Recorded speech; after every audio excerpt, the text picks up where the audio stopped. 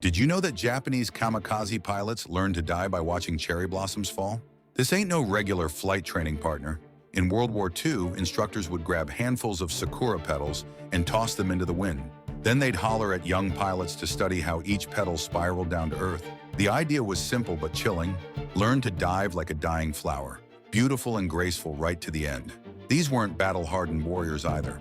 Most were just college boys, barely old enough to shave. The military picked students over experienced fighters because young minds were easier to mold with Bushido philosophy. Before their final flights, pilots wore special white headbands with death poems written on them. They'd drink one last cup of sake, write letters to their families they'd never send, then climb into planes loaded with explosives. Here's the haunting part. Some pilots survived when their missions failed. Instead of relief, they felt crushing shame for living when they were supposed to die gloriously for their emperor.